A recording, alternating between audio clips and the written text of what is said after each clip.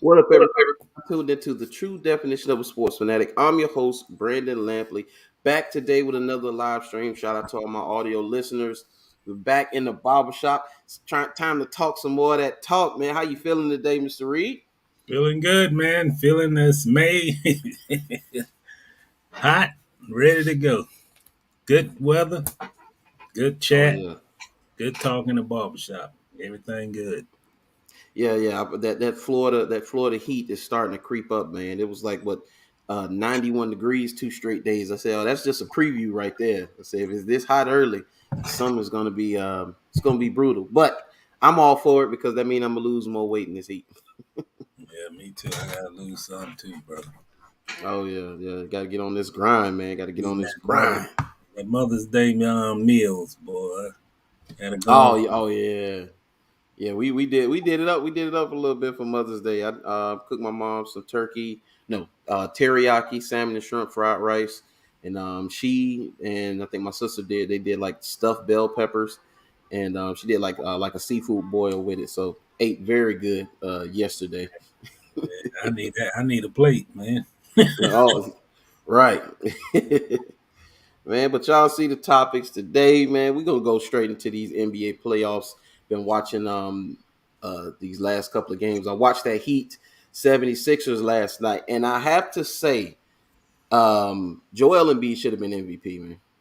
I understand Jokic is the analytics MVP because he Yeah, has all the numbers and whatnot. In Denver, you take him off Denver, they're not a playoff team at all. Like they're not. It's not. It doesn't even come close. You take him off how that squad is currently constructed. But Joel Embiid is his MVP, man. His impact is unmatched. yeah, no question, man. And for a guy to hurt, coming back mid-series, it Yeah, just shows that hey man, he's valuable. I mean, he means everything to Philly. And I yeah, know James Harden hadn't made some big clutch shots in the series last night, but man, it's just a difference. The Miami Heat doesn't have anything on that low block yeah. that No, they can don't. that can guard them, and it's just like man, and you watch the early two games of the series, and when they didn't have them, and then look at them now, boy, you can just see what his value is since he Yeah, returned. You know, they got an answer yeah, for the Heat. The Heat was bullying him and beating him up inside and driving yep, through the lane and all that. But once he came back, man, it doesn't change their whole dynamic. You know, he's yeah, good, man. Ain't no question. I agree with you that I always felt that MVP was more of a popularity and who's yeah, hot at the end, and those are it just there's no formula. It's just a bunch of some of the guys just vote to just get it over with and don't put yeah, no thought process in it. They just go with who had the highest average, who might have had the most rebounds or what. But man, I tell you, that guy has been an MVP since day one of the season, and he hadn't let up. He had the injury situation, but man, I think you judge an MVP by consistency. Like he had no dips in his production from the start of the season to the end of the season, and he looked like to me from yeah, January on, it just seems like he even got stronger as the season went. Like he didn't let up because oh yeah we done clinched the playoff spot and we don't have much else to play for, and his production kind of slipped it just to get his wind back and get ready for the playoffs. But man, I haven't seen any dip in his production. at all. Yeah.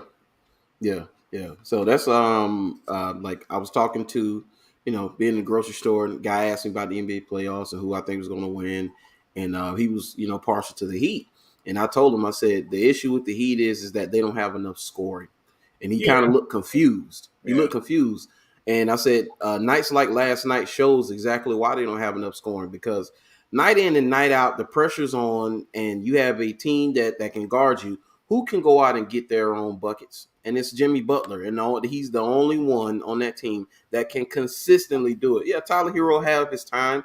Kyle Lowry will have his time or whatever. Adebayo will have his time. But Jimmy Butler, night in and night out, can go get you 30-plus points. That's what he does. You don't have anybody else that can do that. And you're right. And that's the thing that they're going to have to do, whether they sign a free agent, but they got to get a guy who, no matter what, can go out and create his own shot. And he's guaranteed to score. They need a little bit more scoring punch. You look Yeah, at a guy like Tyler Hero. He's a spot up shooter, and sometimes spot up shooters don't always spot up and make them. you know, yeah, they sure. need more of a sure thing. Yeah, I mean, I think they're a gritty team. I think that's their tradition of being gritty. But man, when it was 108 points they lost that game, and the other night they only scored 79. Yeah, I mean, that tells me, boy, you got to get some parental scoring to win an NBA championship, particularly when I feel like any team in the East, you basically got to match up against Milwaukee. I think Milwaukee is the team to beat in the East, yeah, and you're not going to beat Milwaukee if you're averaging about 104, 5 points a game. So, you have to get guys who can. I think the problem with the Heat is a little bit though that they don't have enough scoring coming off the bench that's consistent. yeah. And I think Duncan that's Robinson. How Duncan Robinson just got $90 million contract, right? And I don't think he has any. He has like maybe 3 minutes. yeah, yeah, So what's going on? What's going on with that? Because people were praising him, talking about, oh yeah, you got Kyle Lowry, you got Adebayo. People put Duncan Robinson name in there, and now he is a healthy scratch. yeah. We can't even get off the bench. Right. didn't even play, man. But look, they got. Looking at they scored 27 points off bench scoring in that loss last night, man. That's not gonna cut it, man. I No. don't know what the situation is with Morris. Playing 3 minutes is not gonna cut it. Mm-hmm. Oladipo played well, but shoot. Don't Oh, cut oh, you good? You good? 1 of 5. I mean, Tyler Hero and him went two of 10 from 3 point, man. And you Yeah, just yeah, that Lowry, I feel if he ain't back fully, then don't have him out there because you can't, yeah. you He know. looked like he was doing cardio out there, man. He doesn't look. He didn't Yeah, look like he was yeah, doing yeah. anything. Look like he's out of shape. He's playing himself back into shape. He's slow getting back on defense. He didn't. I don't think he made a 3 point shot. So, man, when you go to other places, Yeah, other people's place, and that crowd and the intensity, yeah, and if you're not on, it's hard to win.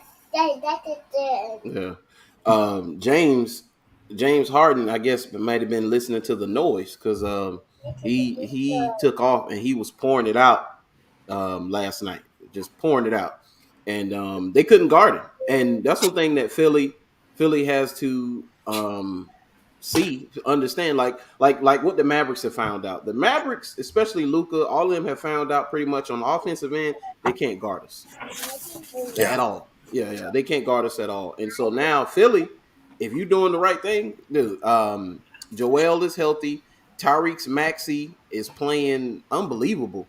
He looks like he's next up as far as maybe superstardom, man. I heard him early in this year. They talked about Tyrese Maxey, and I was like, okay, I'll keep my eye on him, but that kid can play too. yeah. I don't know, man. That series might go 7 games, man. Yeah, yeah, It yeah, might go 7 games, and I'm trying to figure out like what the Suns need to do more of. But they're gonna have to play a better lockdown defense, yeah, and they don't look like they're controlling the pace of this series right now. You know, yeah. they can't. Luca's, Luca, yeah, they can't stay in front of him. He's creating. He's yeah, staying out on the perimeter. And Dallas looked like they.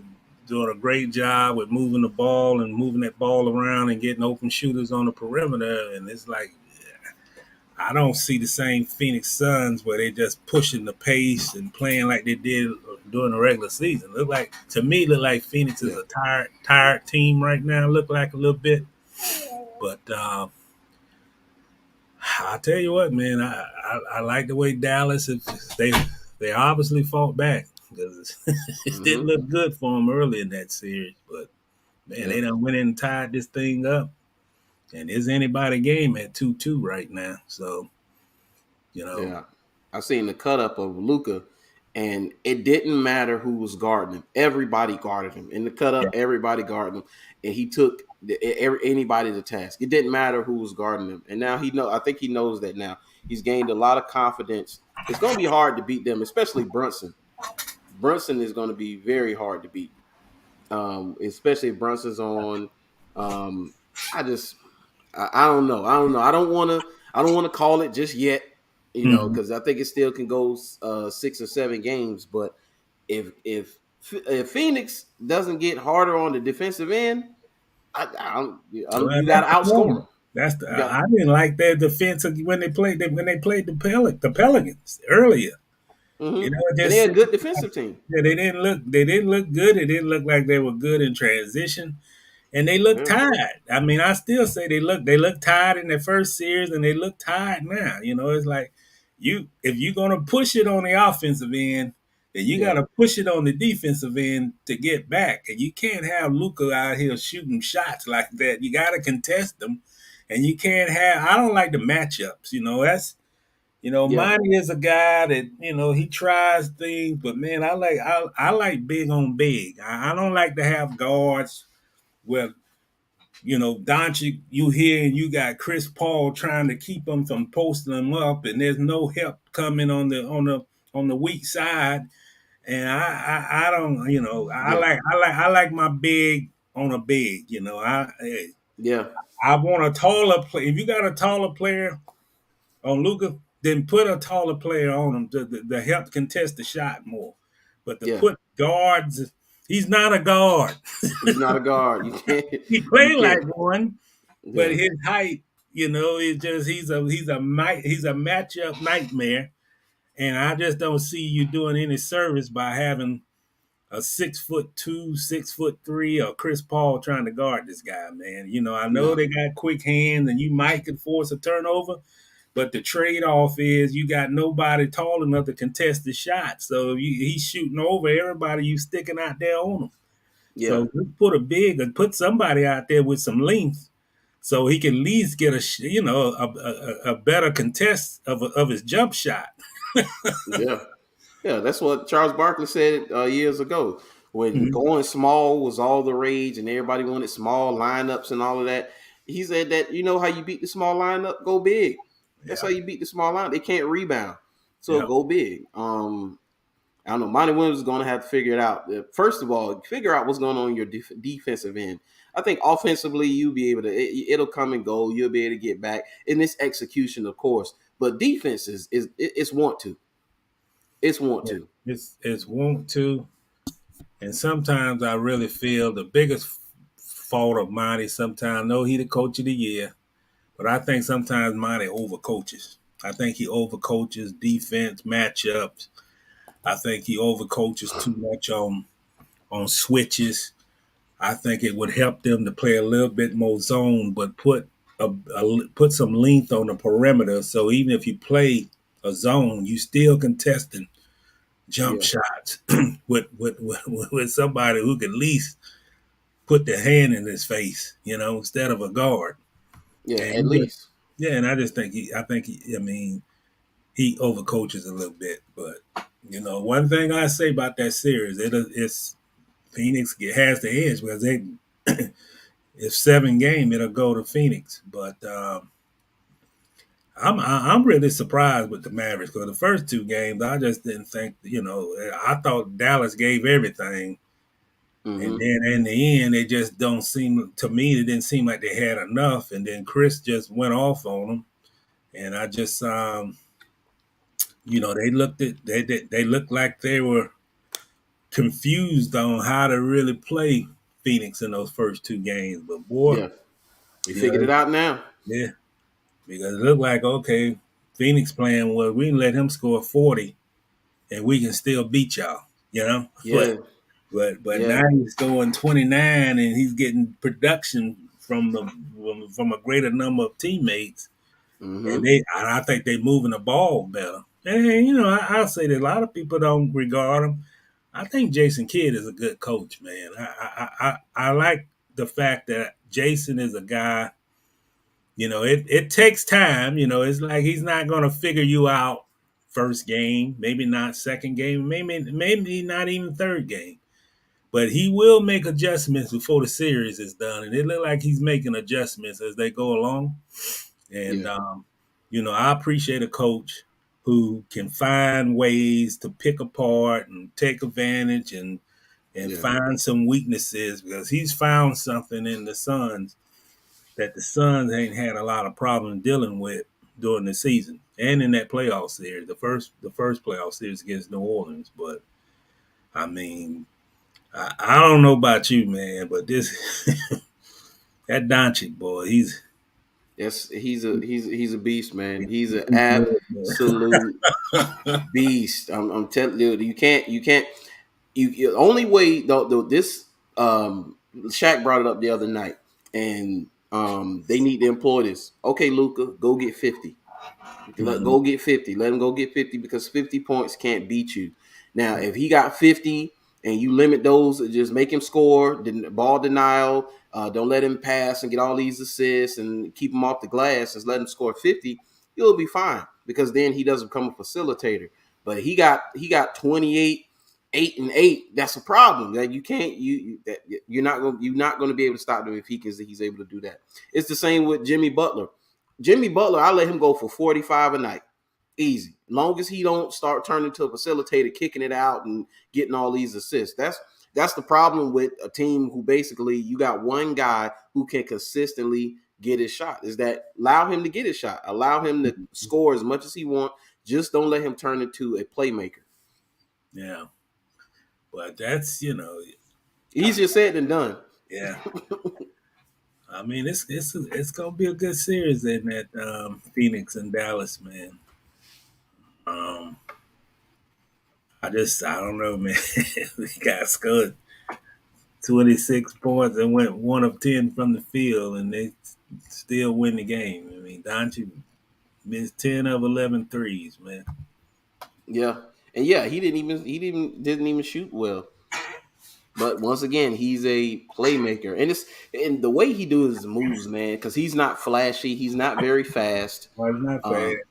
Yeah, he's stronger than you think, though. I noticed that he has more strength than you think, because they always talk about his build and pretty much how he looks like a 40-year-old dad, soccer dad or something like that in his build, because he's not very muscular in his build, but he's stronger than you think. He's not quite as fast, not quite as athletic, but his subtle movements, man, it's subtle movements. It's like he has moves within moves and have guys reeling. It's the same with the Joker.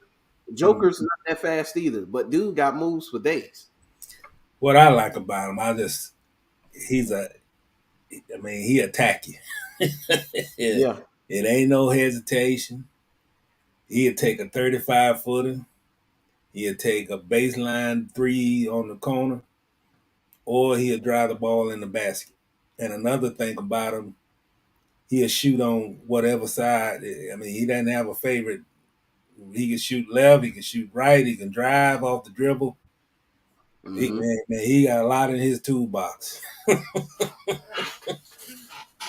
Yeah. And Yeah, he's he probably does. overweight. I mean, I think he could be a little even better if he lost some weight too. Oh yeah, he trim. Yeah, the people talk about that. If he trims up, he look even better.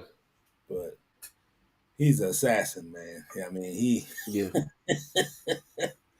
Yeah, he is absolute assassin, man. Absolute assassin. But we got to talk about that game and something else that happened in that game, and it happened off the court, not on the court. And it was an incident between the Dallas Mavericks fan who was removed after allegedly putting hands on his mom and wife while his children were present. And yeah, this the video right here. That's the kid right there. If you could see him. Let me see. With the green jacket on. Yeah, he got on the Luka jersey. Yeah. There's Chris. Yeah, he look young though. Yeah, So who is they that? say He he's 14. put it out by his mama. Who's that? I guess that's his mama. Huh? Yeah, I don't know who that is. I don't know who the lady is. But when I saw that, I said, man, what's going on? I said, I got to get some more information on that. But let's see, let's get into this article a little bit. It says several family members of Phoenix Suns point guard Chris Paul in attendance for Game 4 of the Western Conference semifinals against the Dallas Mavericks on Sunday were harassed and physically contacted by a fan in the crowd. He said Paul addressed the disturbing Mother's Day incident on social media. The Mavs, following the Mavs 111-101 win, they tied the series at 2-2. See, he tweeted, want to find players for saying stuff to the fans, but the fans could put their hands on our families. F that. Say Paul's mother, Robin, as well as his wife, Jada, and their two children watched the game in seats close behind the Suns bench at American Airlines Center. Sources told ESPN. His mother had hands put on her, and his wife was pushed. A source familiar with the situation told ESPN, and Paul's kids were there to witness it. See, Paul's wife also followed up the aisle when she left her seat, a separate source said. The Mavericks organization was aware of the incident and released a statement that read in part, it was unacceptable behavior and will not be tolerated. The Mavericks, along with American Airlines Center, swiftly removed the fan from today's game. See, Paul, who fouled out the game with 8 minutes, 58 seconds remaining in the fourth quarter. And some of those fouls were very questionable, but, it is what it is. He's been limited to 5 points in 23 minutes. Consulted with security personnel stationed near the Suns bench, expressing a concern about his family. He said they felt very unsafe. So, okay, well, that's the end of the article. So, looking at that, man, when I saw that, I said they have to be swift to act. You have to. It have to be swift to act because already you kind of seeing what's happening now. You're kind of seeing what's happening. You're seeing where people have become more emboldened to do things. Yeah. I mean, look at what's going on in the last month or so. Dude, you had a guy antagonize Mike Tyson. We talking about Mike Tyson, people. Mike Tyson. Not only he got antagonized on the plane, he had a situation with the guy in the comedy club. Then I seen another situation where a lady walked up on him and put her fingers up under his nose, and he kind of like had to shoo her away. Then Dave Chappelle on stage the other night, the guy jumps on stage. Will Smith jumps up, he slaps Chris Rock. I mean, people are like, well, these things aren't. No. I feel like it's connection to it because people feel like I don't know if they don't feel like it's any consequences or what, but I am a great a proponent of if you jump bad, you need hands and feet put on. That's just what it is. That's just what it is. Especially in situations like this, because what could have been said for a physical altercation to start between two women with that young man? What could have been said? Other than the mother and the wife of the player for the Phoenix. But yeah, man, nothing warrants pushing this lady, man. I don't care if he's 14, 13. Yeah, I'm not going to put just because he's young and dumb that he should know better. And he does. He should know better. But another thing, Brandon, I think it goes back to COVID. I think it goes back. I mean, if you look back now and I mean, they probably done had more incidents on planes in the last 2 years than probably in the last 10 years, but prior to that, I think it's a hostile, people lost. I think we've lost patience a little bit. I think we've been cooped up in a room or whatever, and there's no time to talk it out. It's a more of a reactionary thing, and I looking back on that situation when in the game, I like the thing. I like what Monty sort of suggested. I think the biggest problem that doesn't get talked about enough is the fact that the NBA, and I know they're in the business of making money, just like the NFL. But I just feel for about, I don't know, about 10 years ago, they just made a edict that we're going to put fans anywhere on the court. If you look at the games and how close the fans are to the benches, I'm Yeah. talking about the courtside seats. And Mm-hmm. I think I watched the game with Philly and Miami. The game was in Miami. And I literally didn't know that to me, it looked, if Doc wasn't standing on the other side, it literally looked like the fan was sitting on the bench with the assistant. Yeah, it's a young man took a photo twice when they were in Miami, and he Mhm. had his back turned. And he kind of had his phone up, but he's taking a photo like this, and he has Doc in the back, and he's like, Mhm. Doc ain't cooking up nothing in his timeout, and he did it both games. And dude, he could have reached out and touched them. That's how Yeah, close he was. I was yeah, very shocked with yeah. how close he was, and I'm like, man, that's too close. I mean, It's I wouldn't too say close. going as far as instituting NCAA type rules, but No, you might need to think about it. yeah, I just think that there's enough money to be made with the courtside seats, but I don't think you have to put a row of seats, about 5 seats, that close to the bench, Yeah, especially with the road team right there. It might be a little different if you feel that comfortable for the home team. But I just felt like 10 years ago the NBA just said they threw the media up in the nosebleeds. They got the fans sitting in the press box seats that used to be the media seats. And it's just like it just seemed to me like, man, it's just all about raking in as much money you can and get them close as possible. And then you look back over the things that done happened in this league, man. I mean, how can this league not forget what happened with that brawl with Indiana? You know what I'm oh yeah, saying? I mean, yeah, fans was involved with that fight.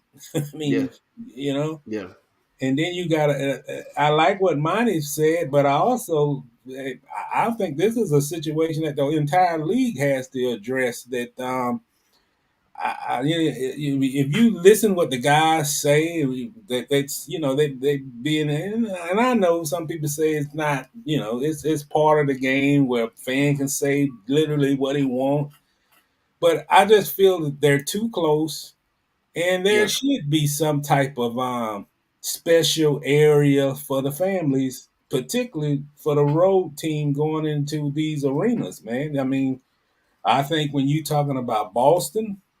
I think when you even in Dallas, because everything is so Boston. compact in Dallas, man. It's just like everything is. They don't have enough space for whatever it is. The arena is huge, Yeah, but the lower bowl area, particularly where those benches are, there's just no space. You have to yeah, literally when you walk in the aisles are so like you literally got to step over people's legs and feet just to walk the aisleways. At the yeah, American Airlines Arena. I mean, and I just think that, hey, man, it's just there got to be a time where you know you don't want to instigate an issue. You want to be ahead of the issue. You don't want to be mhm, somewhere to well, we got to rethink this, but you got to rethink it after the incident happened. And, yeah, and and I think yeah, there should be a situation where they have family seating for the players, wives, mothers. yeah. You see what Cassandra's asked? He said, "You think families should be allowed access to the suites?" Well, they are if they want to pay Yeah, it. yeah, That's the option. Do you want to? You probably have to pay extra in the playoff game, and you playing in Dallas yeah. because you basically got to buy the suite from somebody that's already owning it. Already there. Yeah. So yeah, it's there are solutions, but I think it's going to be they're going to have to really think up of solutions. But you have to act, man, because Yeah, this you is do. every player. There's no players in the league that isn't sympathetic towards Chris Paul today, even if they don't like him or his antics or that may have personal grudge. Say like James Harden, who he had an issue with. James looking at that situation like that could be my family. Yeah, So This every player is looking at that like, hey, league, what are y'all going to do about this? Because Chuck the other night was talking about it, and Chuck, dude, Charles, I think he's getting ready to retire. He's going to leave that show, and it's not going to be the same without him. They can't duplicate what he brings. But he was like, they need to allow us to have a 5 minutes center court with the fan. Just give me 5 minutes center court with the fan, man. Just give me 5 minutes. You know, he's so silly, man. But it's scary. I know it's got to be scary because Chris is like he feels powerless because he's so close, but he was so far away, and it happened probably so fast that he couldn't do anything about it at that moment. And if he had of, he gets suspended. He loses money. His image takes a hit. But you know what, man? Everything, all the rules are put aside when somebody bothers your mama.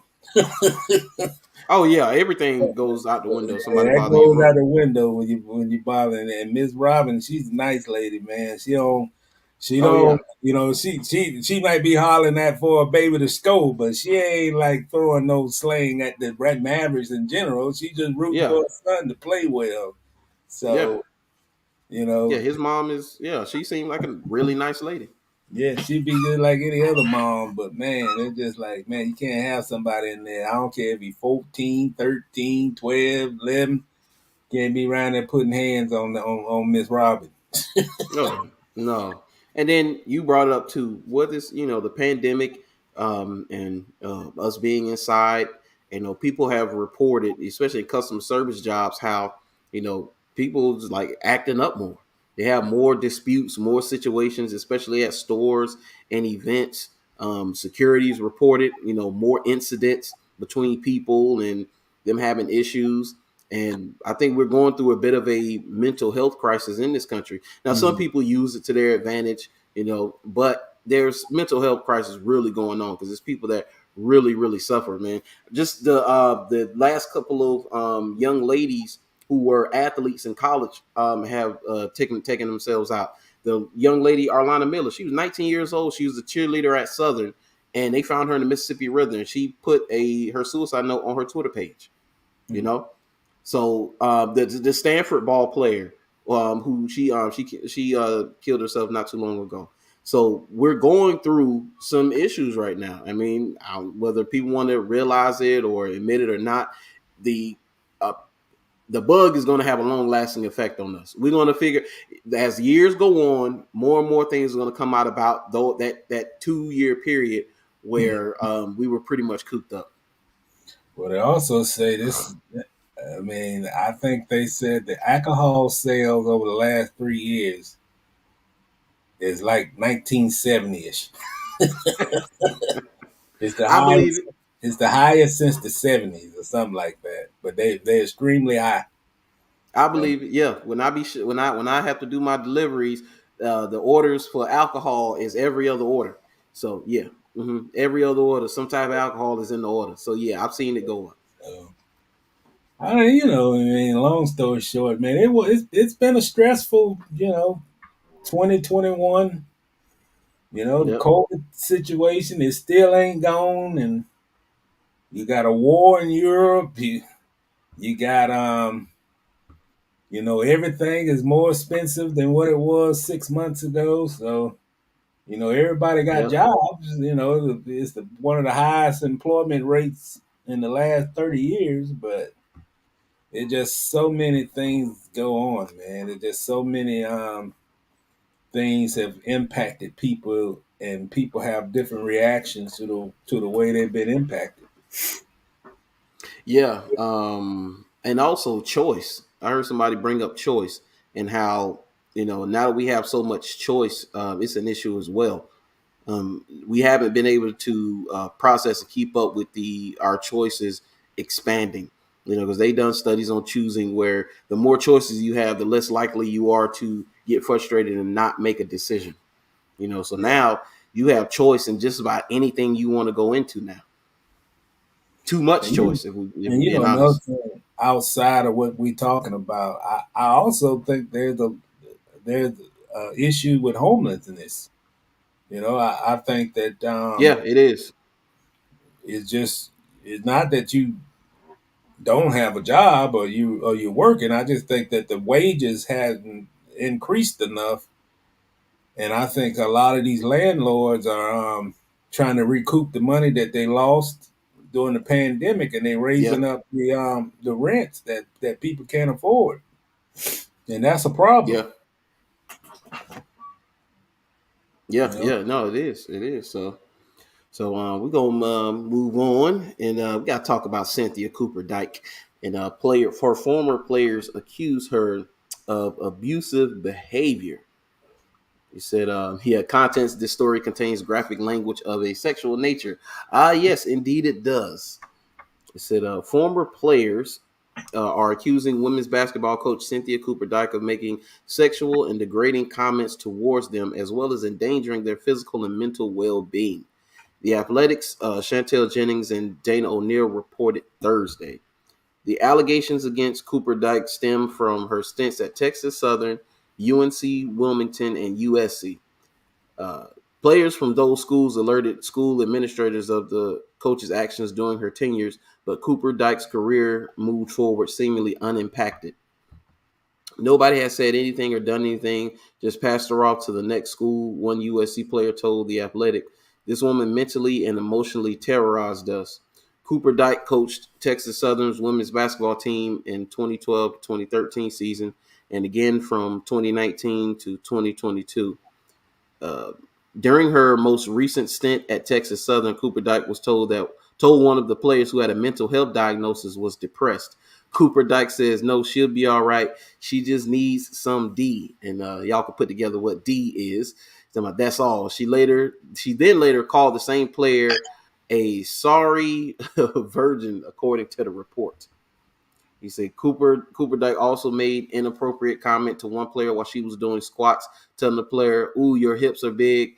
You got a fat backside, and I can tell you like to ride some D." Wow. She also reportedly shamed one player for her weight, and the player was so upset that she stopped eating in front of Cooper-Dyke. The allegations span over at least a decade of Cooper-Dyke's collegiate coaching career. When at UNC Wilmington, where she coached from 2010 to 12, she is said to have talked about her and players' sex lives in her first stint with the Tigers in 12.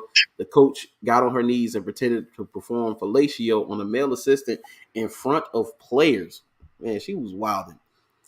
She also reportedly called players slurs and curse words, even asking a Texas Southern assistant coach whether she could send a player home on a boat while the team was at a tournament in the Bahamas. The player Cooper-Dyke was referring to is the daughter of Haitian immigrants.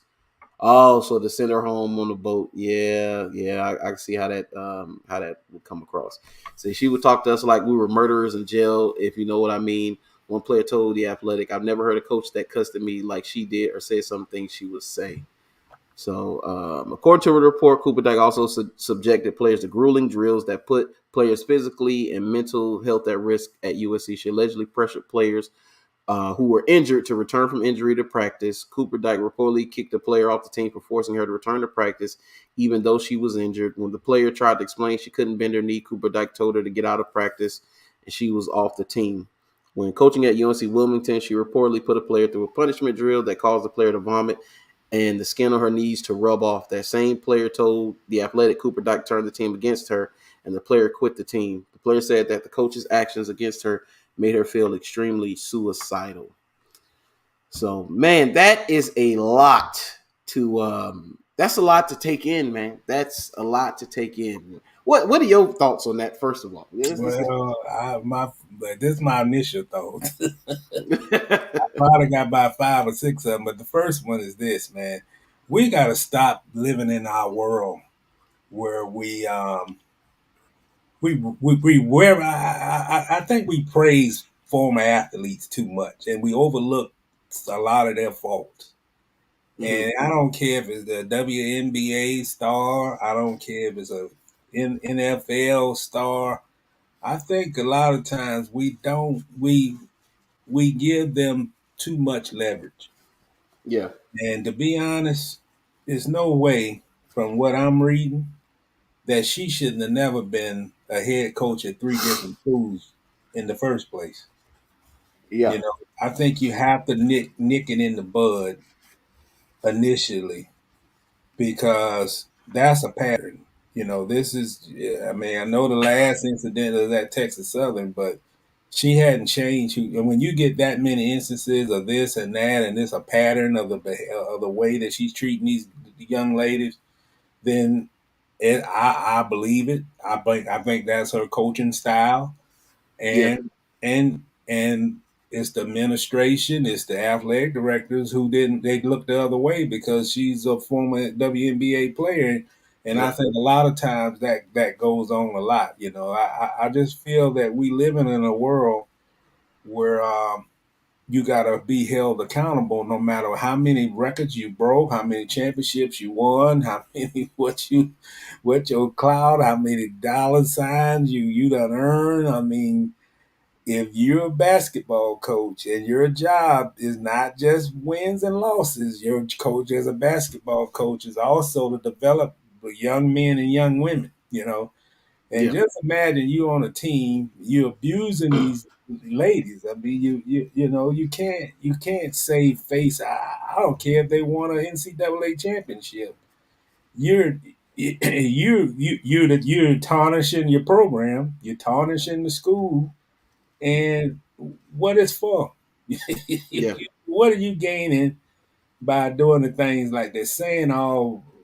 I mean, some of the worst things is what she said to the young ladies. You know, hmm, yeah, and just the sexual connotations. I mean, what in the world is half the stuff that's in that story? What the hell has that got to do with anything with them being a basketball player? How's that gonna make them better? If she's overweight, then put her on a strength and conditioning program where you don't have anything. She don't have anything to do with that because it'll be the strength coach to do that. But tearing her down with words, you're not gonna get no maximum effort from her from that. You just destroyed a 4-year player on scholarship, and literally she's not probably gonna give you nothing because you just took every emotion that she has, and now she lost it without confidence. And I yeah, just think, long story short, man, the administrators and us as fans, we gotta we gotta hold these folks accountable, man. yeah, I see this story all the time. I see some of these NFL players. They done beat their wives. They done this. They done did that, and then they still get a job on TV as a studio host. yeah. And I just think, All because of what they did on the field or on the court. Yeah, yeah, I mean, that you're never going to lose your reputation as being a great player. But I mean, how can you have a job and you're in front of millions and you're telling us about the game and then everything going a wacky world outside of what you do? You know, I mean, yeah, that's part of it. I feel that yeah, they should be granted some privileges, but when you have a situation like that, man, and she ain't the first. It's been a lot of no, times where ADs won't act because the coach is more powerful than. I mean, it ain't, and I'm not saying this. It's not a WNBA player, and it can be coaches like this. The yeah. same. What story is this different than than Mr. Knight? Yeah, yeah, and this happens on every level. Of course, it happens on every level. Yeah, I'm gonna come at it from a bit of a different angle. Because these young ladies who she coached are in my age range, so they're most likely millennials, some probably younger millennials, maybe some Gen Z. Yeah, because she coached this past year, so she got some Gen Zers in there. Um, they're soft. I mean, if we're going to really be honest about it, compared to how she came up, how she was coached, because you already know who she was coached by, whoever she was coached by was probably worse than her. And so that's how she is. Her biggest issue is that you coach women and not men, because this flies with men for the most part, because even those innuendos, we're going to laugh it off. We're going to continue to do what we're doing. Even if we may have an issue about it or may say something, men most likely are not going to say anything. It's just like with sexual harassment in the workplace. When it comes to women being the harassers, men rarely report it. So She could have got away with this more with men, but you can't have that same, I call it almost fire and brimstone coaching, where it's devoid of empathy and it's these innuendos, the jokes, because they can't handle it today. They can't. They Well, can't. They're not built the same. They can't handle. We are the participation trophy kids. That's what we are. So we're very brittle when it comes to stuff like that. Now, the where I put the responsibility on the institutions is that she did this because she was allowed to. They didn't stop her. Any that they like you said, every stop she went on, they complained and nobody did anything about it. The schools need to be held responsible. Don't go point your fingers completely at Cooper-Dyke because she was a coach and that's what she did. She got her faults, cool. But who was paying her? Who employed her? Who kept giving her jobs? Who ignored what the players were saying? I wouldn't go after Cooper-Dyke in this. I'm going after the institutions because she should have been coaching if that's the case. mm-hmm. Yeah, you're right. It was just what's the difference between her and Bobby Knight? Yeah. Yeah, we're in a different time, man. These kids, they're not going to be able to take it the same way, man. They're Well, not, man. but it's the same in the NFL, Brandon. Tom Coughlin, he won 2 Super Bowls. Same If thing. you put him in this era, he probably wouldn't win but 2 games Mm-hmm. because they're not going to be dictated to, and they're not going to be talked down to, and you're not going to get anything you ask for when you disrespect them. And that's Yeah. just the way this league is now. They just like you say, young folks in my generation, we use that as motivation. Like, hey, I'll show him. Yeah. I'll prove him exactly what he's saying. I'll prove it the opposite. And it was a motivating factor. But now, I mean, it's like, no, man, you can't talk down. I even heard in the military, like they don't have Sergeant Carters no more in the Marines. Oh man, the military. We talked about that a couple shows ago when we talked Yeah, about how the culture in there has changed now. Shoot, if you yelling too loud or they have an issue, they could pull out these cards and basically get excused from whatever it is. And I'm like, that is insane, man. yeah, No, that's yeah, insane. So yeah. when the bullets are flying, can you pull out a card and say, "Hey, can we get a ceasefire? Yeah. My anxiety's acting up." No, we can't do that. Yeah. Go swim in that 30-foot river with alligators, or take a bullet. Yeah, You no, know. yeah. So it's a different time today, but it you got to know as a coach, you got to change with the times. If you want to be successful today, you have to change with the times. Yep. Because you could talk about them being soft, just like I said about them being soft, but regardless of how you feel about them and what they are, no, you need to treat them as they are. Don't try to train them into anything else. They can't handle hard coaching like that. They can't. It is what it is. There's other ways. There's other And there's ways. other ways to motivate. There are other ways to motivate. Minutes is always a motivator. Yeah, and yeah, instead of you saying things like coaches they used to say stuff to you, no, by action. Hey, sit them. Don't let them play. Don't let them start. That's how you do it. Yeah, like Mm-hmm. when it comes to discipline with your older kids, if you were a parent that spanks as they get older, putting hands on them, no, start taking things away. That's what's going Mm-hmm. to really get them. Yeah, my mom, she could pop me or something and I'll be fine. But then when she took my Xbox, I about passed out. Yeah, that hurt. That hurt more than that little hit.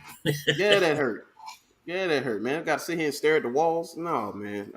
See, Yeah. but yeah, it's a different time. But that story is absolutely crazy. When I heard that, I said I believe she said that stuff because the culture around women's basketball, it's kind of like that. They always talk about men's locker room talk, but I see what that type of talk in those locker rooms are and the culture around women's basketball. And that's from the high school level on up in the culture around it. And we kind of know how that culture goes, you know. Yeah. You know. So but we're gonna move on to Miss Michelle Beadle and hear what she had to say about LeBron. It's amazing that she keeps bringing this man up because like this lets me know that she has nothing else left. She has nothing in the works. There's nothing coming down the pipe for her. because the only way she's getting any traction, the only reason I've heard her name over the last year is when she's mentioned LeBron. So part of this is her keeping her name out there because you could have squashed this a long time ago. So it says, Michelle Beadle says LeBron messaged her after she made fun of the decision and tried to get her fired from ESPN. And yeah, she talks about it on some podcast. So it says, last year, Beadle claimed that LeBron James wanted her fired from ESPN dating back years. Beadle hosted Sports Nation on the network with Colin Cowherd for 3 years from 09 to 12, and she returned to the host of NBA Live a few years later. While appearing on the Sessions podcast with Renee Paquette, Beadle explained that she thinks James' animosity for her dates back to the decision. So I made fun of the decision, and I was one of about a bazillion people that did. She said this was a long time ago. I guess when I followed him, and I got a DM that was, "Why are you so mean to me For a on website television?" builder, that's just right. And I just sort of laughed it off. I didn't even think about it. Of course, I took it personally. It was personal. He wanted me fired. He tried to do that, she said. But then I found out after the fact, when all of this sort of came out, I would get messages or texts or videos from people being like, that kind of as happened to me, happened to them too. He was super petty and he would try to have them sort of an effect where it would be small or whatever, just an effect. And let's talk about that real quick. Now, I've heard them talking about this saying, oh, he was being super petty, he's this and that. But if we being honest, Mr. Reid, and I know you've been around basketball for a very long time, and you've been around the greats and you've seen how they operate behind the scenes. For a superstar of LeBron's magnitude, is that not mild? Because I've heard stories of Jordan straight up rolling up on people and giving them all the smoke. Yeah. I mean, I think the only person talking about this is her. I think she's bringing this up just to stay in the news. I don't think that LeBron really cares at this point. I mean, no. And I just, this is one of the biggest problems I got with our profession, particularly with a situation like this. Because if you don't talk about something, it's not, you go, like we're on a podcast and there could be situations that happen in all of our careers, a blow up between me and Monty, a blow up between Chris Paul and a reporter. If I keep mentioning and it happened 10 years ago and I'm the distributor of mentioning it and nobody else talking about it, but I'm talking about it because I want to stay in the news, then that's when a reporter becomes a person who's creating the news. And that's one of the biggest problems I have with ESPN, man. ESPN, they got nice studio shows. They do a great job in the televising and the delivery of what they the games that they show.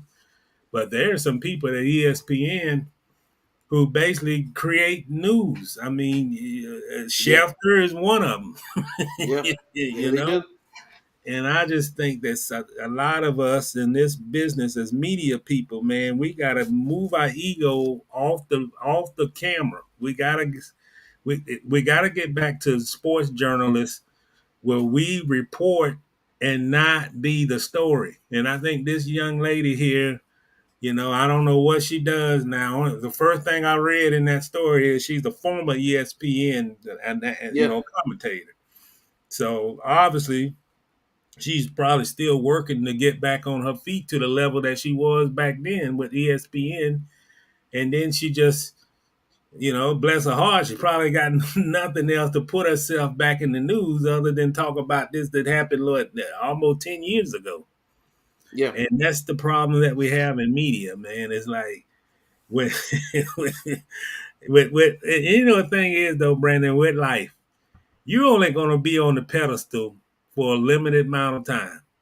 While you're on the pedestal, you have to you have to do everything in your power to get everything you got during that time frame, because God only going to give you a certain amount of time. He's not going to give you unlimited time to be on top.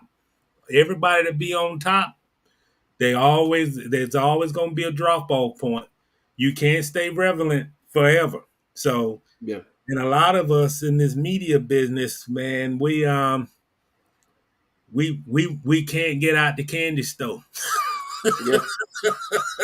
Yeah.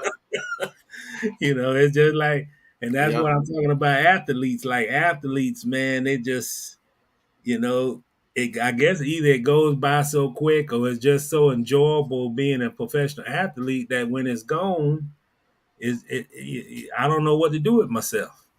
You know? Yeah. Yeah. It's looked like the same with the reporters, man, because Yeah. she can't let it go. Because her days headlining and hosting shows, most likely sports shows for major networks, is most likely over. Yeah. And part of that is her issues that people have had with her working with her in the past. Supposedly she's disagreeable on set, and not a whole lot of people liked working with her. And that's just allegedly; those are reports that I've heard. But I've heard that for a very long time. One of her and Colin Cowherd had issues when she was with Sports Nation, and that was a good show. And I was like, wow. So they had issues behind the scenes, couldn't tell because they had chemistry on camera. Mhm. But it's it's this is a clout grab because she has nothing else now. She has Yeah. nothing else to look forward to. There's no major network beating down her door, and talking about LeBron keeps her in the news. It keeps her Yeah. relevant, and people want to hear this story because once again they want to create news. They want to create stories. So, oh, she's talking about LeBron James. She said LeBron did this, LeBron did that. It's the same thing with Enos Freedom, who Enos Cantor, who's Mhm. Enos Mhm. Freedom now. Same thing with him. He talked that talk about LeBron and talked all that talk about the NBA because he was trying to stay relevant and gearing up for a second career in broadcasting. That's all. That's all this is. Yeah. Well, I say this, man. Sometimes you have to find happiness in more than one thing. you got Yeah, I Right. always say you always gotta have options, man. You can't just put Always. all your eggs in one basket and don't have something else. You might have to do second option after number one option ends, but don't feel like life is no longer important because you don't hold a pen or you got a microphone in your hand, man. I mean, that's the way I feel about this lady, man. That you know, is nobody in the world right now talking about LeBron and the decision at this Yeah. point. You know, LeBron could be traded. Who knows? But we're not talking about a decision that happened back in 2010. Yeah. Yeah. You're not. Yeah. Talking about this. So let's finish up this article before we get into our next topic. So it said, if this isn't the perfect encapsulation of LeBron James, I don't know what is. The guy who is probably close to $1 billion still DMs media members who saying the slightest chirp about him, wanting to know how anyone could dare not be his biggest fan, and then he tries to get them fired for good measure. I'd be willing to guess Michelle Beadle is not the only person whom LeBron has done something similar to this. Oh, and not to mention, she leaked the DM because when the story first came out, I was like, well, nobody's gonna believe this if you don't have the receipts for the DM. So I was like, she must be got the receipts, and she leaked them. She leaked they're on the net somewhere. I couldn't find them, but she leaked them, and it looks as though she did not respond to him because they could have talked this out. She turned down the opportunity to talk to him when he messaged her. And she, like she said, she laughed it off. They could have talked about it and they could have squashed whatever it was. But she didn't want to squash it. She wanted to keep this beef going. Mm-hmm. Let's see. I'll be willing to guess Michelle Beadle's not the only person to whom LeBron has done something similar to this. If you're talking strictly on the court, I understand how people could appreciate what LeBron has been able to do in his career. He's the best. He's the second best player out of all humans who have ever lived. That's extremely impressive. That's debatable. But in every other context in which we see or hear from LeBron, he makes sure it's as many as possible. He's whiny, disingenuous, and generally could be described as what the kids are calling a baby back B. Wow. He interjects himself into things that otherwise will not involve him at all and unnecessarily makes himself look bad. I hated to hear this story. I wish LeBron would be willing to get out of his own way and quit acting like an a-hole, but it seems He is simply unable to do that. Sad. Yeah, and this is a Barstool article, so of course you're going to have that. And this is the one of the other issues when it comes to athletes and how they react and how they with issues outside of basketball. If they don't talk, they're seen as insensitive. Like Michael Jordan didn't talk. So they took him to task for not speaking up and not being on this political side and not having these views and whatnot. Now that LeBron has done that, oh, they shut up and dribble now. Oh, we don't want to hear that no more. Well, which is it? What do you want? It's like coach speak. You hate coach speak when the coach says a whole lot for 30 minutes and he basically gave you nothing. You hate that. But then as soon as the coach give you the real, then it's like, oh, you shouldn't have said that. That's unfair. What you want? Please tell me what you want. I say this, man, with my dealings, whatever dealings I had with LeBron, the guy will always be professional, and he wouldn't talk about things outside of basketball unless you asked him the question, and then he would have an opinion if you asked him the question. Mm-hmm. And there are some, you go in these locker rooms, it ain't just sports writer, the New York Times in there. You have other, particularly if they know that he's taken political stances in the past. Well, they're not Mm-hmm. all going to be in that locker room, all sports writers. They're going to have some government reporter just to get a reaction to something. Who knows if they were playing right now?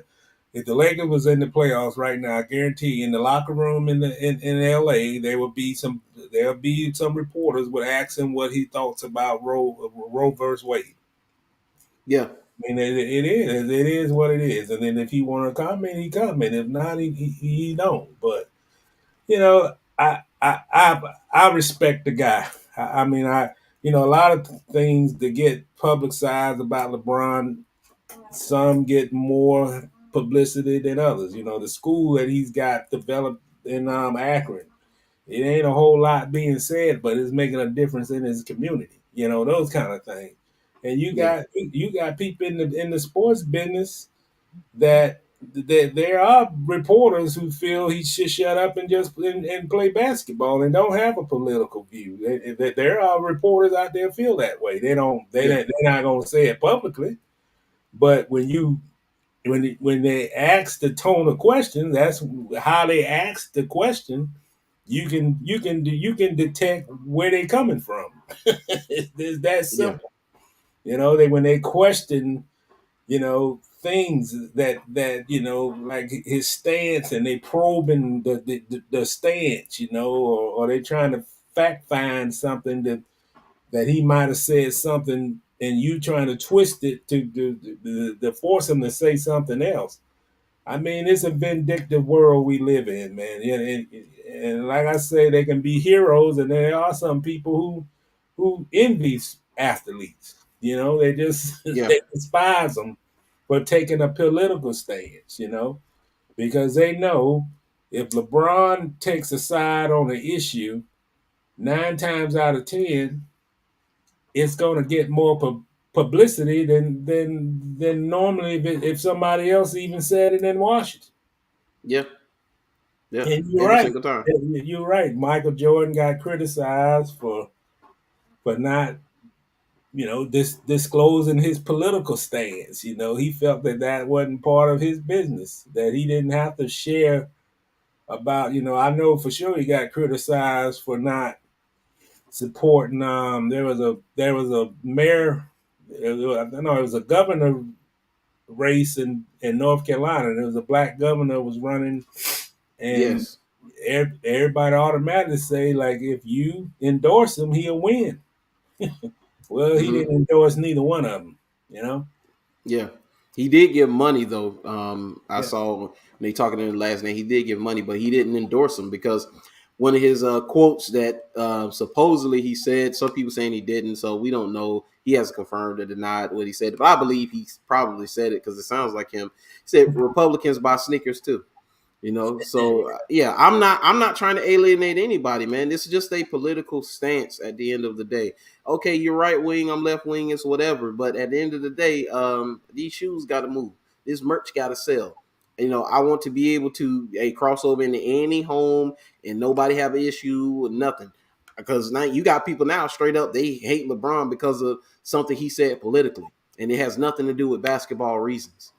Yeah, it is. I mean, that's and you almost have to take a political stance if you're a public figure, since with the George Floyd situation and some other Yeah, that done happened. So you almost gotta take a stance, and we done talked about this on your show many times, and I say this and I say it with sincerity. You know, if the NFL, if I was a player with the NFL, I would make sure that the messages that they present are actually what they believe in. And yeah, whether that's a political stance is not, but I'm working for this company. And when they say something like fight racism, and then you look and you can't be a contradictory, you can't contradict yourself if you got racial problems going on in your league, like not hiring black coaches. But then you yeah, got a sign on your end zone saying fight racism. So yeah, I would be a player whether I love the game and that's all I thought about. But I would have an issue if I'm working with this league and they're got one message and it's conflicting with what's going on inside our own wall, and let alone what's going on in the country.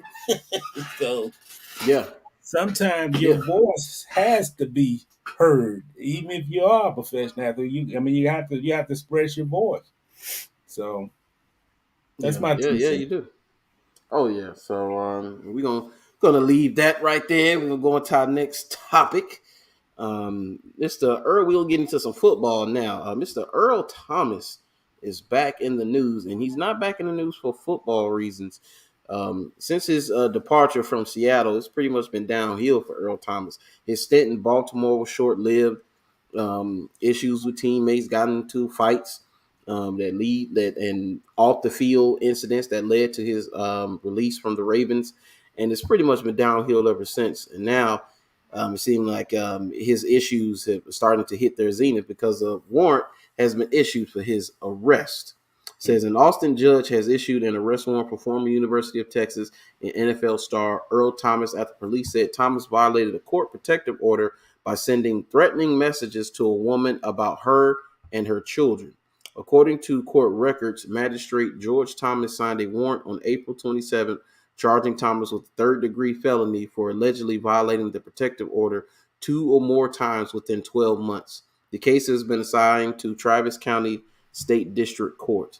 As of Saturday afternoon, Thomas had not been booked into the Travis County Jail. The warrant was issued just days after Thomas, a seven-time Pro Bowl safety, told the ESPN reporter on April 22nd that he hopes to return to the NFL. Thomas, who turned 33 on Saturday, has not played since 2020 when the Baltimore Ravens released him after he punched a teammate during a preseason practice. Thomas, who played at University of Texas from 2008 to 2010, owns a home in West Austin with his estranged wife.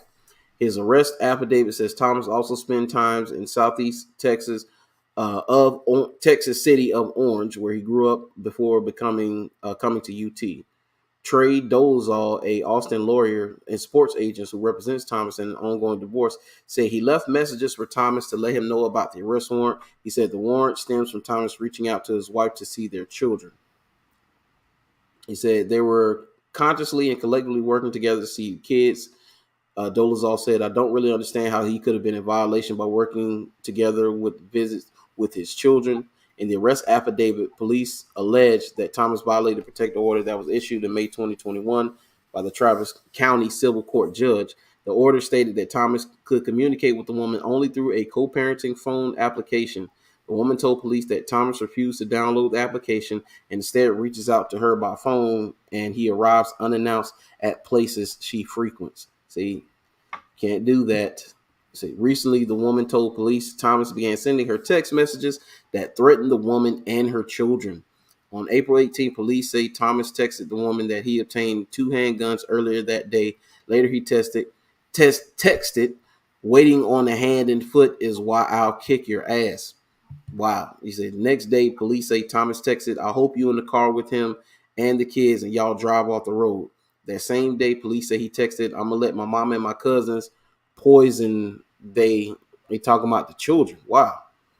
He said the woman told police Thomas suffered several concussions playing football and he might have CTE. Oh yeah, that's the go-to now. Anytime an athlete, especially a football player, a boxer, or anything like that, gets in trouble or he has erratic behavior, they're going to point to CTE. You know, it's just that's what they're going to do now.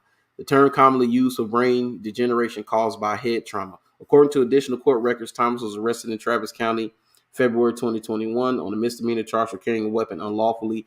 He agreed to forfeit the weapon and the case was dismissed in February 2022. So I didn't even hear about that. See, Thomas' marital problems went public in May 2020 when Austin police arrested his wife, Nina, after they say she pointed a loaded weapon. Yeah, remember he had that incident where him and his brother were at a Airbnb with some women who were not his wife and the brother's girlfriend. And the brother's girlfriend and his wife got the location and showed up, and she pretty much pulled the gun out on him, and she pointed it at his head, had him on his knees, pointed at his head. He said after breaking into a vacation home and finding him with another woman. Yeah, that November, Nina filed for divorce from Thomas. The couple is listed as co-owners of the 12,000 foot square home in West Austin that purchased in 2018. And okay, I don't know exactly why he hasn't paid that. I assume he's going to take care of that. Oh, the property tax. He hasn't taken. He's delinquent on property tax. So, oh my god, he got some stuff going on, man. And they keep saying the woman, but from what I'm hearing, that it's his wife that who he's currently married to, who he sent these messages to. Yeah, man. Man, it's even hard to even comment on this. He got a third-degree felony charge. Yeah, I mean, he's just. I mean, he's just. I mean, he's got to work on himself, man. He's got a whole lot of things going on at the same time, and I don't think trying to get back to the NFL is should be on the priority list at this point. He got to get this personal life together. yeah, You know, you know. I mean, he could face jail time. I mean, who knows? But it's just that's the thing, man. When these guys, he obviously at the end of his career, his personal life is in shambles, and it look like he got an anger management problem. He got a wife situation. It's just he's got a hurricane going on in his life right now, man, and he don't know how to handle it. You yeah, know, it yeah. done got out of hand, and who knows how long it's been out of hand. And marital problems went public in 220, and Mm-hmm. the wife pointed a gun, and it's just I don't know, man. It's just I hate to even see stuff like this, man. It just you know it looked like somebody needed help a few years ago and didn't get the help that was needed, Yep. and now he's totally out of control with allegedly, he's got a protective order he done violated. So it's, I just hate to see stuff like this, man, because this is not, it ain't gonna win for the wife, ex-wife, or wife, and it's not gonna be a pretty picture for him either. No, this affects both of them. This affects their entire family. And with that turmoil that he's been facing off the field, he's always had football to look to. You Yeah. know, that's always been there because players call it their sanctuary. It's their saving grace. Regardless of what's going on outside the building, when they get in there, it's about football, and he doesn't have that anymore. He has to face his problems head on, and he probably's having issues with that. You know, Well, he's got to face this head on, man. The way he's facing it right now ain't been the smart way to facing it, And you're yeah, right. I understand that you be on these NFL teams and you have a escape, so to speak. But man, football is a privilege. You're not yeah, old to play football, And but you are old that you got to follow and obey laws, and you can't, like you say, I don't, I'm tired of hearing this stuff about CTE and all this. I mean, sometimes we Yeah, got to hold our actions accountable. You can't be making threats and you're gonna kill this, and I mean, sometimes we gotta be men where we gotta go out and seek some help, mental help. yeah, yeah. It's clear he needs help. It's clear Yeah, that he needs to get some much needed help. yeah, Football should be the last thing on his mind right now. He got too many issues. He do. Dude, first of all, you need to pay them property taxes that you delinquent on. yeah. And he may it too. He may be on top of all of this right here. How's he managed his money? That's another problem he might have. You delinquent on these property taxes. How has he managed that money? That's probably the reason why he want to return to the NFL at 33 years old, because he has who more, he might have more than property taxes that he ain't paid. That's the delinquent. So Yeah, yeah. yeah, So hey man, you have to have your house in order, man. You can't even play that game when you got all this stuff going on in your life, and then you gonna try to go resume your career. yeah, It's tough. yeah. Oh yeah, yeah. Oh yeah. So I mean, it is what it is. Hopefully, he can get it together, and get his life right. Because football is, I don't see any organization bringing him in at this point. It's been too much Yeah, circus, and his baggage outweighs his talent at this point. And yeah. anytime that happens, no matter how talented you are, once the baggage outweighs the talent, you out the door. And especially take a chance on him. He is 33 years old, so Yeah, that's a lot to take on at that age. And then yeah, all the outside stuff that's not impressionable for a young team, man. yeah. No, it's not. It's not at all. So we're gonna move forward. We're gonna stay in football. We'll talk about this Ryan Tannehill. Ryan Tannehill kicked up some drama. What this was earlier in the week or last week? Yeah, last week he kicked up some drama because he talked about mentoring Malik Willis, and we're gonna listen to his response if you haven't heard it. For the people who haven't, and quarterback are in the same ring. We're competing against each other. We're watching the same tape. We're doing the same drills. I don't think it's my job to mentor him, but if he learns from me along the way, uh, then that's a great thing. And if so just that right there, I when I initially heard it, I didn't get upset when I initially heard that. I didn't. And the reason I didn't get upset when I initially heard it is because I've heard it before many, many, many times. I don't know. People were acting like this hasn't been said before. And I guess because this Malik Willis, people may have felt some type of way. Remember Pete Prisco came out and said he wasn't a quarterback. And so now you got Tannehill saying that he's not going to mentor the kid and he fell to the third round. And so maybe that's the combination of things. But I've heard many athletes talk about them not mentoring guys. Torrey Holt came to Jacksonville and they asked Torrey Holt about helping the young receivers here at Jacksonville. They said, "Hey, Torrey, are you going to mentor the young receivers?" He said, "Yeah, I'm going to mentor them right to the bench. That's what I'm going to do." I mean, come on, people. This is still competition. He's his competition.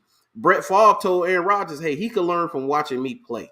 He said, "I'm not there to mentor him." You've had plenty of guys say that. But I will say, there's no need for Ryan Tannehill to say this. That don't say this. Just don't say it. I understand. It's not your job. It's not in your job description. Got it. But don't say this because then now we talking about it and it's a issue now. It could be an issue between you and Malik Willis. Something that you might not have nothing against the kid, but now he may perceive that you do have something against him. And of course, you had the NFL was split on this. You had guys saying, "Oh, that's terrible. I'll mentor you," or CD, the corner safety for the Saints, say, "I hope, dude, take your job," and all of that. And so you had other people saying, "Well, no, he's right. He doesn't have to mentor him." So I was just like, I've heard it before, but in this situation, say it in a different way or something, Tannehill. I don't think he should have said it. Yeah. I also recall, I think Joe Flacco said the same thing about Lamar Jackson too. Yeah. Yeah. He did. Um, this to me is just a guy that's nervous. Yeah. I think he's nervous. When a guy go publicly and say, you know, basically it's called a quarterback room. It's not called a starting quarterback room. It's called a quarterback's room. So if you're watching film in the quarterback room and the coach asks questions, he might ask, well, show Malik, you know, how to read a hot blitz zone. You know, show him Hmm. the appropriate way of doing it. So that would be almost like, well, he's helping Malik when he feels that he's not. The Yeah. problem I got with this is it don't matter about if you're a winning team, you you don't put yourself ahead of the team. Okay, Yeah. Malik is a member of the Titans. If Tannehill get hurt and you got to put this kid in the game,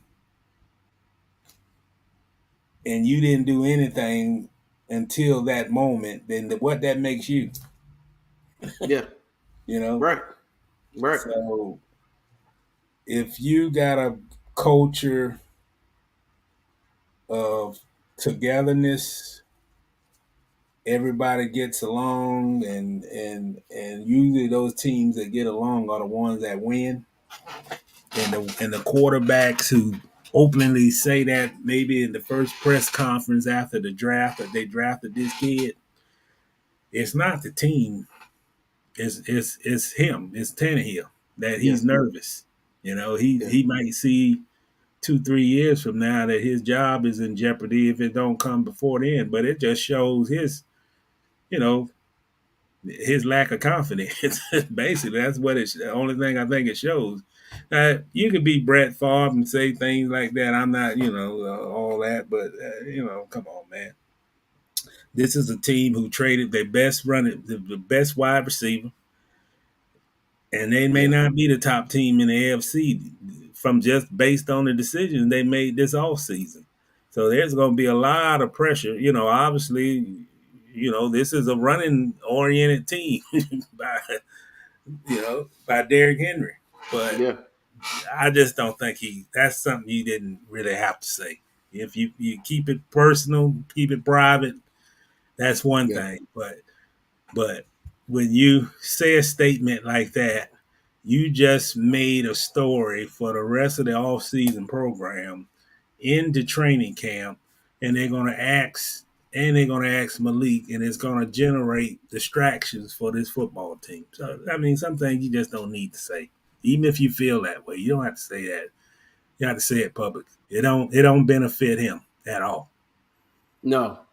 No, it doesn't. And shoot, his nervousness that you just pointed out, and I'm Mm-hmm. glad you pointed that out, because it was very obvious that the Titans were looking to move on from him.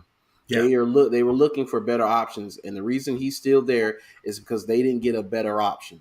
And so he sees that. He watches stuff, he listens, he sees they hear the stuff. They have rabbit ears when it comes to things like this. And so this right here say Titans reportedly looked at two franchise-altering quarterback moves this offseason. Say the Titans explored not one but two huge QB moves early this offseason, according to a new report. So let's see, where is? Oh yeah, during an appearance on NFL Live this week, Schefter claimed the Titans explored acquiring Aaron Rodgers, and they also kept a close eye on Deshaun Watson. Yeah, I couldn't remember which one it was, but yeah, it was Deshaun. He said they were dipping their toes in on Aaron Rodgers earlier in the offseason before he re-signed in Green Bay. They checked in on Deshaun Watson and found out that he wouldn't be traded within the division. So that Mm-hmm. right there, that's the nervousness you're talking about right there, Mm-hmm. because they weren't quiet about what they wanted. They were very open about, hey, we're looking to upgrade. Mm-hmm. And he's got to perform better. I mean, he's good, okay, for the regular season, but he hadn't performed up the level in the playoffs.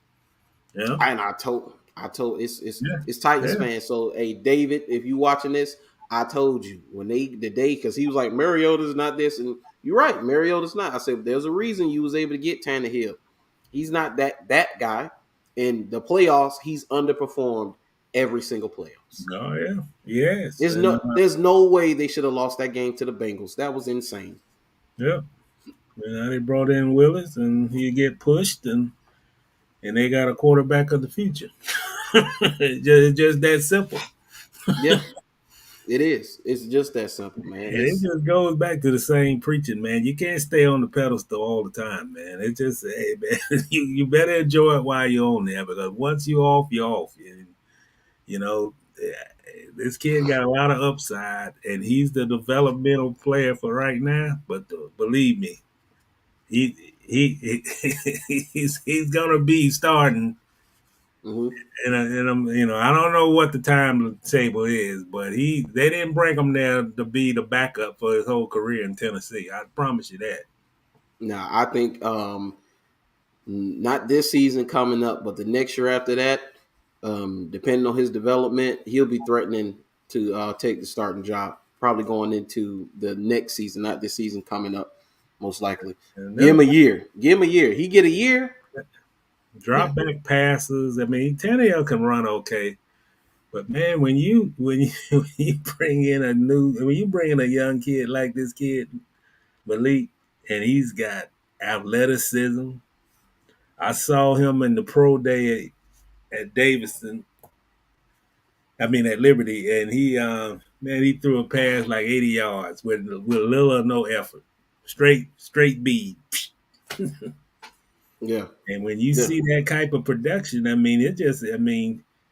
he coming in, so he's a developmental player. But hey, that athleticism he got, that arm strength he got, that's born. That's not, you don't have to develop that. Yeah. Yeah, and his footwork. His footwork is his biggest issue. It just the offense that he ran at Liberty. I mean, they didn't ask him to do a ton as far as it was basically one read and run because that was the offense. It's not that he couldn't do other things or he wasn't capable of throwing the ball 35, 40 times a game. That's what they asked him to do. So I'm not going to be surprised he comes out and that kid's able to throw the ball in the league. Yeah, just my message to Pete Prisco. He is a quarterback. Believe that. He is a quarterback. Yeah. Not a quarterback. It's amazing. Oh, Yeah, it's amazing we still have to deal with that. So, any Jaguar news? That's what I was going to ask you about. Any Jaguar news that? Well, the Jaguar news is that they're going in the rookie mini camp, so we get to look at what we need to see where to go play Trevor Walker. We get our first eyes on the prize here Friday and Saturday when they have that mini camp. Not going to see much, it just be conditioning work and nothing live or nothing like that. But it'd be good to see just what we see as far as his athleticism, where he may line up at, and I think they got a good problem, man. I think right now with the Jaguars. I was talking about this the other day, man. I think they did themselves a favor on defense. I feel they should have got another wide receiver, but there's nothing wrong with having quality depth, and you got players with I think this defensive coordinator, I think Mike Caldwell coming in, and they're gonna have formations galore. Basically, they're gonna have. I don't think you could judge by. It might be one set where they lining up Walker at an outside linebacker, and then on the next drive, he might have his hand on the ground playing defensive end. I wouldn't be shocked at times where Devin Lloyd playing outside linebacker on the opposite side of Josh Allen. Then on the next series, it could be third down and in a nickel package, and he dropped back and be like a safety. Yeah. Long story short, but when you got that type of flexibility and you got Chad Muma, another example, a guy that probably going to come in and start at middle linebacker, but you got pieces that you can move around, move to the other side, play back. I think he's got pieces that that makes that defense a lot. It might be the most flexible we ever seen, even from that 217 team. Yeah. And the way he can play chess and move pieces around and do this and put this guy here, line up in formations where you got to force the team to call a timeout. I kind of see that going on with their defense, but Yeah. we can't forget though that offensively they were the least scoring team, but you average under 15 points a game. So Yeah. you got to score. You got to score in this league. But that's been the big news. This hadn't been, coming off the draft. And, I know they signed a quarterback, EJ from Brown. I don't know if that's news yet. You got to see what he does. But, Yeah. um, I'll say this. My concern right now, I don't know about James Robinson. I mean, I don't know if he's going to be ready for training camp. He may not be ready till October, you know, Yeah. and that's a lot of pressure to put on a Travis Etienne who done missed the whole season last year, coming off a major injury. And you really, I mean, I know they drafted Snoop, but Yeah. you know, Yeah. I don't know about the depth at running back. I don't know what they're going to do at left guard. I'm sure they got an answer. They could move Tyler Shatley. They could play Ben Barch. They can move him from the right to the left. Um, those are the concern areas, obviously the holes. But I think they really helped themselves defensively. I know all this pressure going to be on Trayvon and, can he fulfill expectations? I don't heard so much what he can't do and what he's not, Yeah. but man, I see a 6'5", 230, whatever his 246, 252. I see a man that can play a lot of different positions. Yeah. Yeah. Yeah. That's why I put up that Devin Lloyd workout, man. That's an explosive athlete, man. Man, I like that guy, man. I don't flabbergasted, but I can tell a linebacker when I see it, man. And this guy, in my opinion, he might be the number one get picked. I mean, he got number one pick. To me, I think he's the most talented guy right now than any other of those 7 players they drafted last week. I just think I don't watch some of those YouTube and the games. He can read. He can Mm-hmm. drop back in coverage, get the pick, outrun anybody chasing them to the end zone for a pick six. He a sure tackler.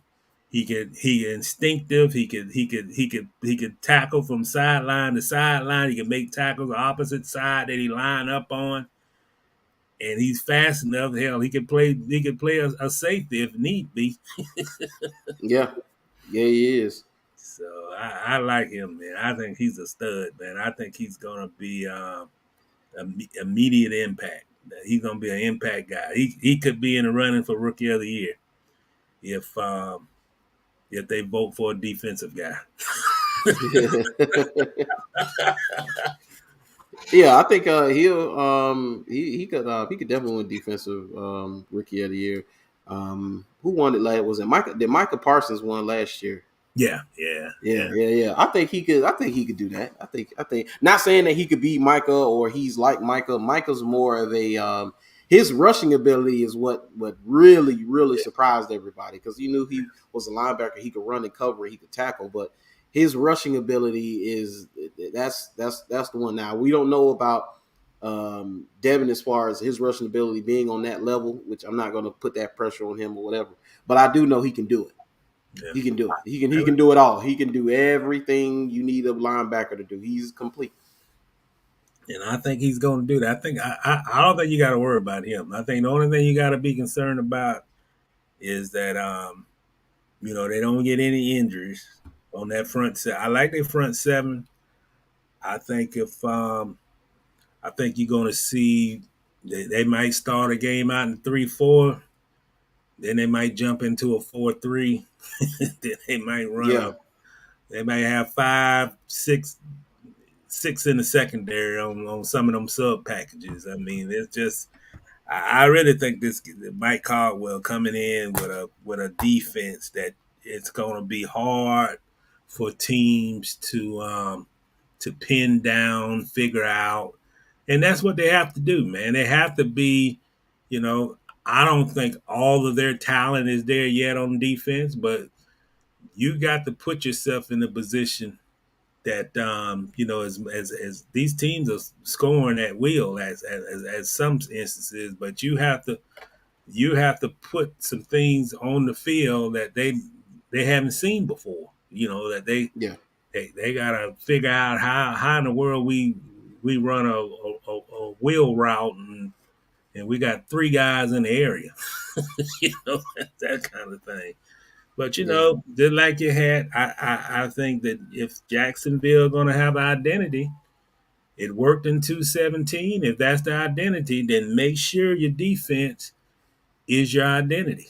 But you got to score points in this league. But if Jacksonville has an identity, if they want to be Saxonville, then yeah, I can see where they're going at. But if that was me, I don't think I would have took 5 of my 7 draft picks all on defense. But that's me. But yeah, yeah. I would at least would have took Pickens because Pickens was there for the taking. yeah. I would at least grab Pickens or Mechie or Pickens. I would have grabbed either one of those guys in the second round. Well, I would have gave up my 2-6. I would have gave up them 2-7s, and I would have got myself at least back up in the third round to get a receiver. I mean, I know they already had 2 picks. They had 1 pick in the third and 2 in the fourth. I would have maneuvered and got up at least to the third round to grab a receiver. Yeah, That's yeah, that's my biggest complaint.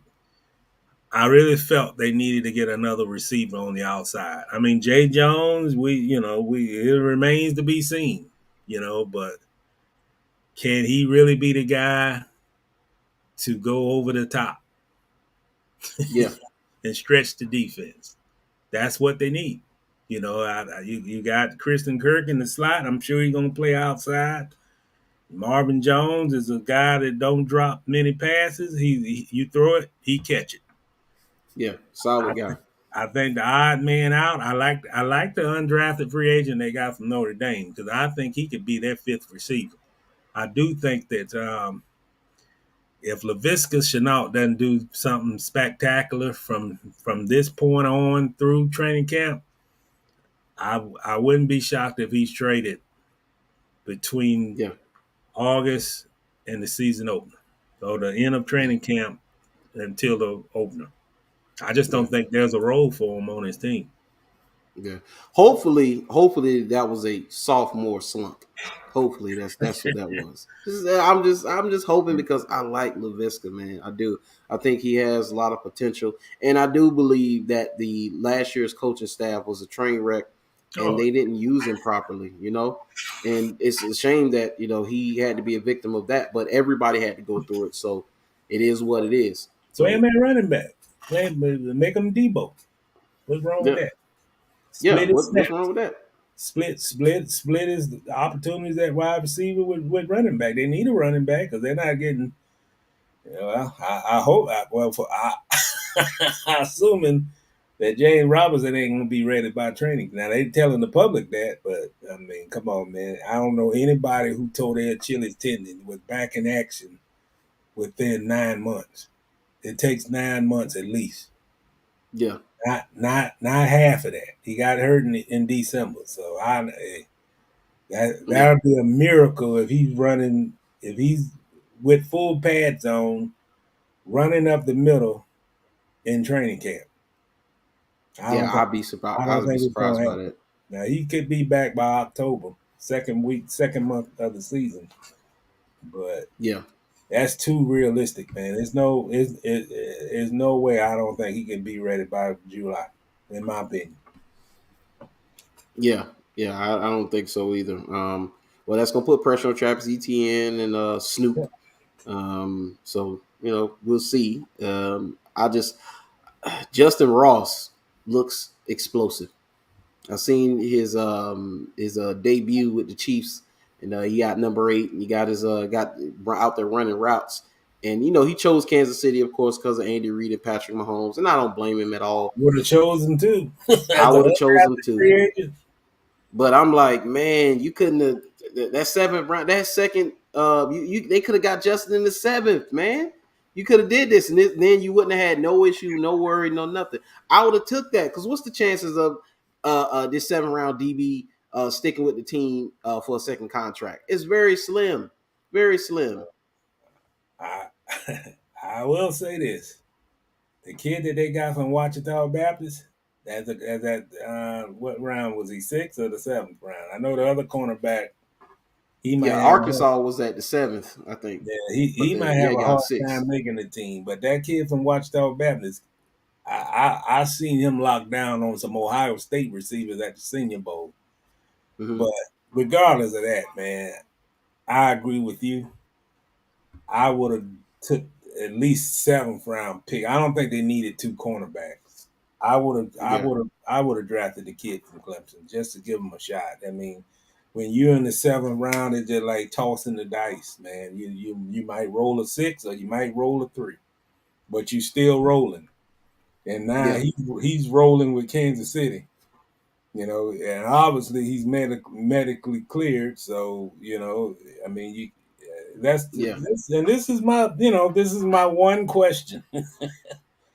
you know, Trent Baalke, you got a lot riding on him, man. But as much as you took a chance on the number 1 pick, you got to take chances to get your offense to. You can't come back in October and said that we did this because of this and it don't work out. And the facts of right now, they had the least scoring offense in the league.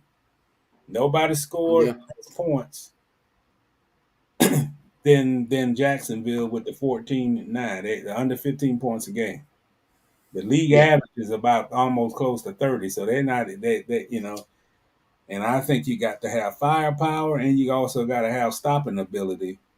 But I'm not sold on the receivers, to be honest. I mean, I think Christian Kirk can be a great player. I think Jay, if you can play him right, Jones can be good. Marvin Jones gonna give you consistency, but man, you can't not draft a receiver in the deepest position in the draft. And you had 13 guys in the draft run to 40 and under 4.4. yes, You can't when you're Jacksonville, you one of you had the most drops in the league last year. You know, I'm a guy that have to connect the dots. I mean, you got to connect the dots, no matter what. As long as Trevor Lawrence is in Jacksonville, you have to put him with as many weapons as you get. Not the same weapons. Always try to add at least one, whether you're a 7th round pick or what. If he fit the prototype, fast. Can split the defender. Can run deep. Can catch passes over the top. yeah, Man, if I got 6th round picks that I'm throwing away, you better believe I'm gonna put something on the field and see if it works. yeah, That's the difference in Trent Baalke and some of these successful GMs in the NFL who are willing to take chances, like the Rams. The Rams don't get locked into who we already have. They say, mm-hmm. okay, if we can find one that can match their level, they're not gonna look on the roster and say, we already got 5. They're gonna move one away and move the one that can help them win. And that's where this team needs to think. I don't think Trent Baalke thinks like that. So that's one of the problems. Yeah. That's it's going to be interesting to see what they feel. If this what they tried to do with the defense, if they were able to build it, and they want to look like they're trying to build it so it could be good for a very long time. We're Yeah. not looking for just a couple of years of dominant defense, 1 or 2 years. No, you want to do what Buffalo has done. I like Yeah. what Buffalo has done. Buffalo's defense, they started building that thing in the mid 20 teens, 2015, 2016, and it's been good ever since. They've had a very good defense ever since. So That's what you want to build. Jacksonville destroyed theirs. We did the same thing around the same time. Build the defense, and then we just tore ours all apart. You know. Yeah. Well, you built it around free agency too, but Yeah, build it around free agency. Yeah, so we'll see what Balky and them has cooked up, but I am excited about the upcoming season. Ready to see these rookies get in, and all of this is it could be a moot point if Trevor takes that step. Trevor takes that step, and I don't know how sorely lacking will be in not having that number one guy. I mean, I'm pretty sure at some points through certain games where people can't get open, they're going to be like, there's something missing. Yeah, a number one guy who can get open consistently. That's what you're most likely missing. So eventually they gotta rectify that. You have to. It's still a need. So you can maybe always, Smith and Jigba next year from Ohio State. That kid's good, man. I like him. you can always trade Kaylavon Chase on and package him and get a somewhat of a number one receiver between September October. Yeah, be on the phone with San Francisco. I'll be monitoring the Debo Samuel situation Yep. every day, every single day. I want to update every day. Are they closer? Are they gonna pay him? What's going on? What y'all want? Because I'm putting a package together to go get a Debo Samuels. Yeah. They need him. Yeah, yeah, Just and you add as many superstars you can add, man. This yeah, team lacks superstars on offense, but yeah, yeah, yeah. you gotta put established people around Trevor, man. You do. Let's see. What's it? Marcus Williams say? Embiid didn't get his props he deserves. Yeah, we talked about that at the beginning of the show. DK Metcalf too. Oh, he brought DK Metcalf is another one, Marcus. I'm on the phone with Seattle trying to see what's going on with him too, because we Yep. haven't heard any more and no contract has been signed. But Embiid doesn't get his props he deserved. We talked about that. Embiid is the guy. He should have been the MVP. One more thing on the Jags, man. Mm-hmm. The Jags got to get out of this thinking, man, that you got to be a bulldog. You got to get established stars. You gotta be like the Rams. You gotta be willing to make some sacrifices to win. You know, Yeah, you can't have this thinking that, man, I don't know if DK would like playing in the Jacksonville market, or no, I don't. we may not win enough for him, and so we're not gonna pursue him. And you can't have that philosophy, man. You gotta roll that dice. Yeah, You yeah, you gotta do, roll you the do. dice. You gotta have a list of 8. I don't care how big the name. You gotta make an effort to get it, because who knows? One of them might say, "Yeah, I come to Jacksonville. I mean, Yeah. throw me Well, the you ball." have the contract already in place. Philly didn't trade for AJ Brown and didn't have that contract already in place. They had the contract in place, and I'm pretty sure they had a handshake agreement that he was gonna sign it once he got there, and they signed him right away. So I already have that in place. You don't just trade for him and then, oh man, when his contract, I hope he resigns. No, go ahead and give him his money because that's why he wants to leave in the first place. Yeah, and that's what they got to do. You got to be bold and aggressive. And you can't be around here like, well, we don't know if we can sign him to a long-term contract. Well, make the effort. He ain't gonna Yeah, turn down money, but you got to yeah, make the effort. You just can't. Well, I don't think we can get him, and then we don't make an effort. They've yeah, done that in the past. You got to get out that philosophy, man, because this team needs as many as when you look at this AFC and you look at that AFC West. Man, we need as many.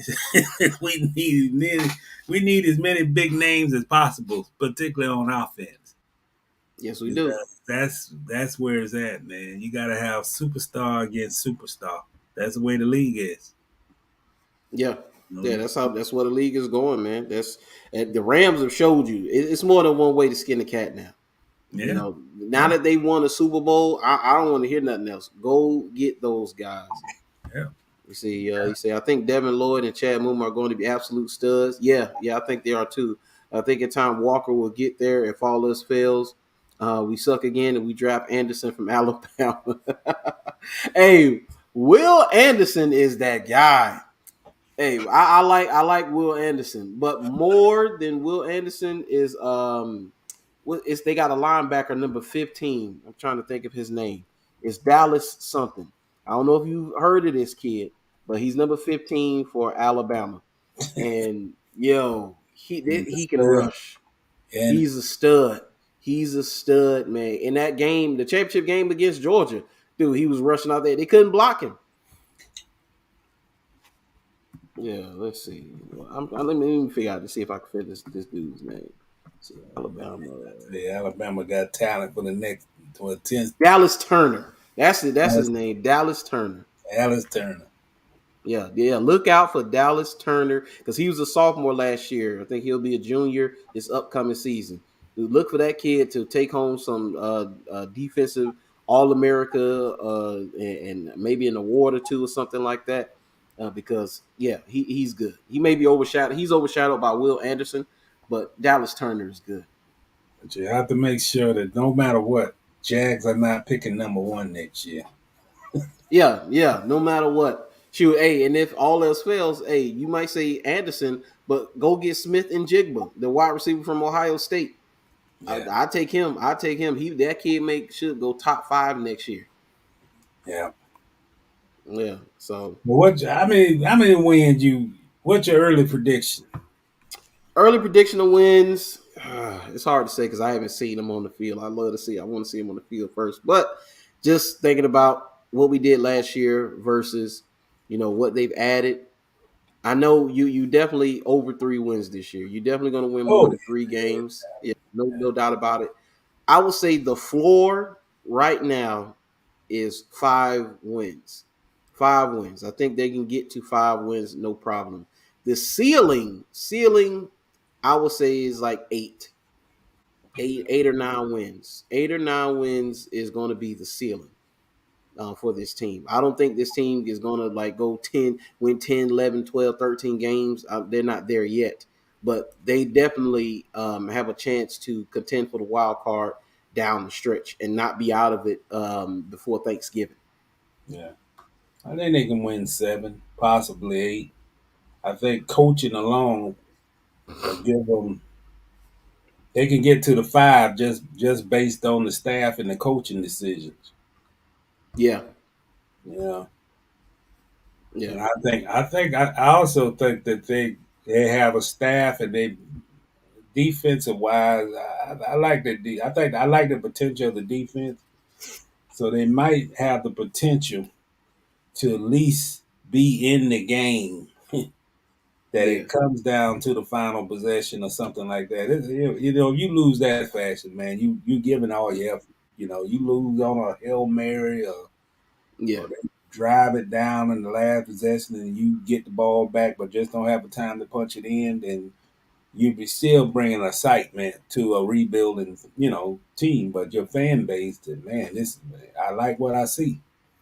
yeah. So I think they might be at that level. But I think they can get 7 wins, man. If Yeah. every, At go at the ahead. very least, no more 20 play drives next year.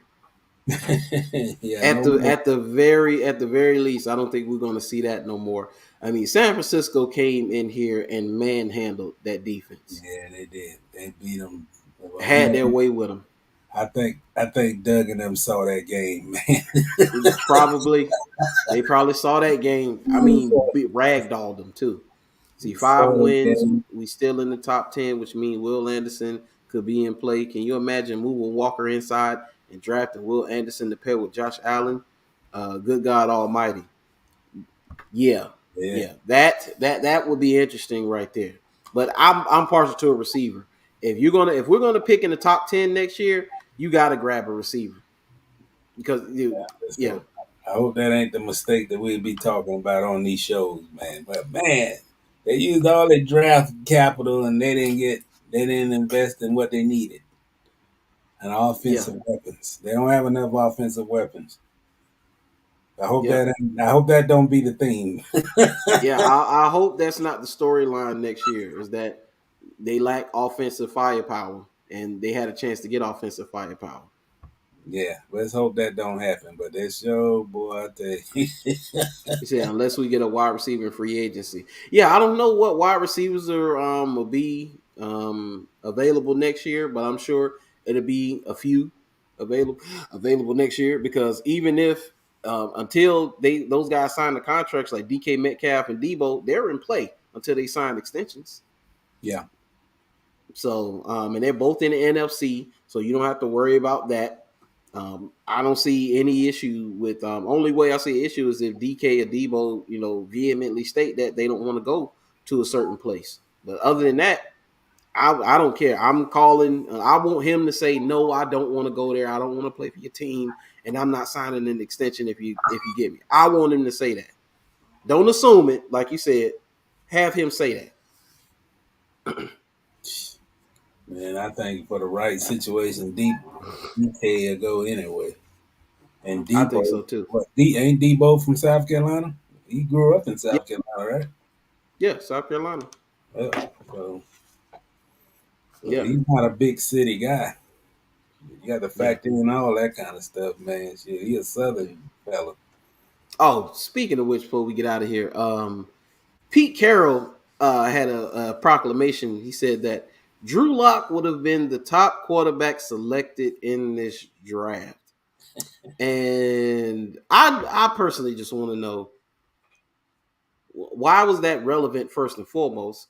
And I guess I don't know. To build this guy up because he's about to be the guy in Seattle or whatever, and they want to get the best out of him, build that confidence up. Say, yeah, if you want to needed to draft a quarterback, Drew Lock would have been the best of this bunch. That's not saying the whole lot, Pete. It's not. This bunch wasn't very good to start with. It wasn't deep, and you didn't have Trevor Lawrence and Zach Wilson's, Trey Lance or Mac Jones is in this draft. You didn't have those guys. So for him to say that, he say, I saw that Pete smoking good weed, dude. I'm like, Drew Lock being the best quarterback in this draft is not a flex. If he would have came out in this draft, Nah, man. All I'm gonna say is that Seattle now is the Denver of the last 2 years. Because if you think you can win with Drew, he'll mm-hmm. get you. They're gonna be six wins, 7 wins, and that's it. I don't even see that. They can't win big with him, man. I don't see 6 or 7 wins only because he's going to a team where the cupboard is bare. If we're Yeah. being honest, I mean, you don't have the running backs. You had 2 running backs in Denver. You got the tight end Noah Fant. He came over with you, but the defense, Seattle's defense, is nowhere near Denver's defense, just on playmakers. Yeah. Well, And so I'll be surprised if they win more than 5 games. I would be surprised. you can throw a slingshot and let him catch one up in the air, and DK can catch a touchdown on a pop pass. Mm-hmm. That's Right. their only hope, man. He might get like 90 passes thrown to him or so. Yeah. So, well, I think we covered. Any other topics you want to bring up before we get out of here? Well, I just want to say, man, I've been enjoying that Golden State Memphis series. I hate to see Ja get hurt. Yeah, I saw that. Um, I feel Memphis might have to find another coach, man. That's all I gotta say. I don't like his coaching, man. You know, like the coaching. Oh yeah, yeah. He's made some questionable decisions. Okay, the Celtics up 100-96 with 4:20 left. All right, Okay. they got what Say, is it? oh, this 2-1. another one. Yeah. It's Milwaukee's up 2-1, so they'll tie it up 2-2. Oh, let's I who is it? forgot about Kadarius Toney, Marcus. We'll say that again, Mr. Reed. Oh, he's still available. He on the trade block. Yeah, the Giants have been looking for a trade partner for him. I think for the last couple of weeks now. Well, I know that Urban Meyer wanted him, but man, he might be somebody to consider. Yeah, Yeah, I said the same thing. Hey, he had a 200-yard receiving game last year. Yeah, You know? he's fast, man. Yeah. Now the problem with his 200-yard receiving game is, if I'm not mistaken, and anybody who's watching this and they remember when he actually did it, if I'm not mistaken, he got kicked out of the game. He had 200-yard receiving in because he threw a punch. So that's one of the issues with dealing with Kadarius Toney, supposedly. Yeah, I think that's what happened. Well, just while we on it, man, let's make it. Who gonna win that? Who gonna win this series, Boston or Milwaukee? Who's going to the final? Who's going to the conference final out of them? I'm going to go with Milwaukee. I like Boston. Yeah. But I think this is going to go probably 7 games, and when it comes down to it, chips are down, few minutes left, and you need plays made. Giannis is going to be that guy.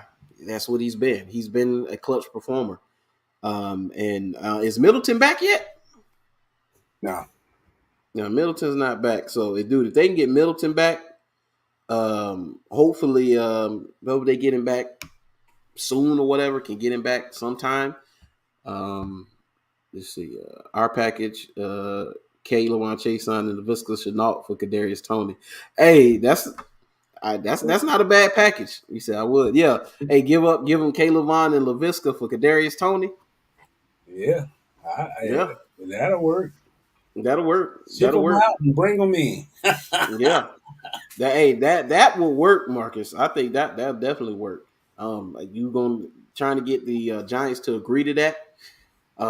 Which right now, because they made it known that they're looking for a trade partner, teams are going to lowball him anyway, because he's a first round pick and y'all ready to move off him after 1 year. There's an issue. Yeah, there's an issue. Ain't no doubt about that. Yeah, so I'm not giving up a whole lot to get him, because I'm probably inheriting an issue. Yeah, he probably distracted, man. But they got an extra 4th round pick. Oh, yeah, see? So, but I would take Milwaukee to go to the conference finals.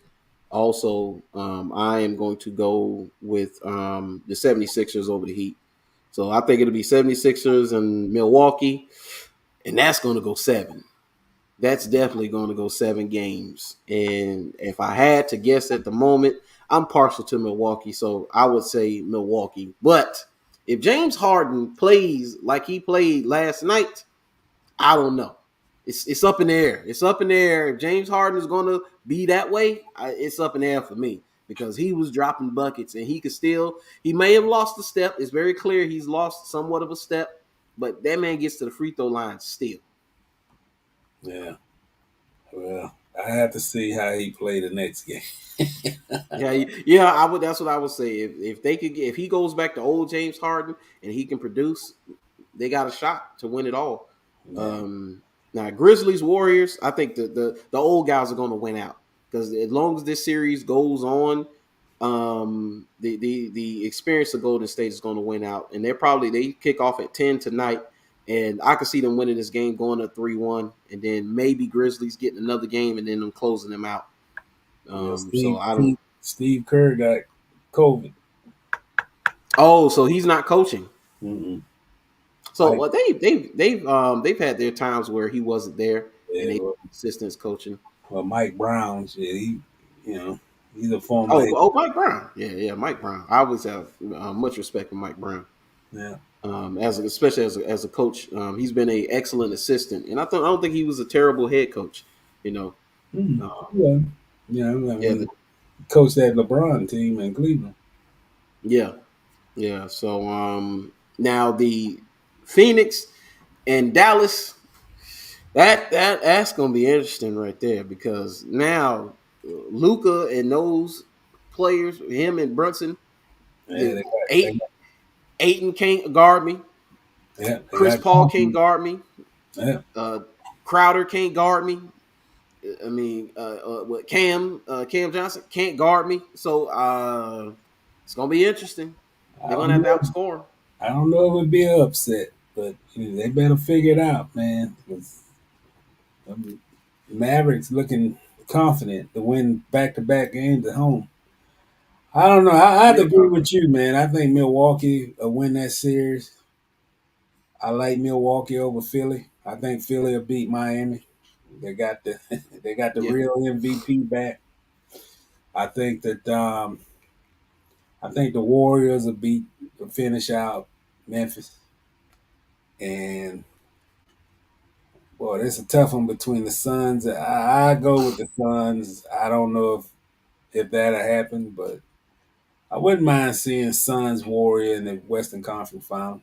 Yeah, I think that'll be a good series. I think that'll be a must see TV.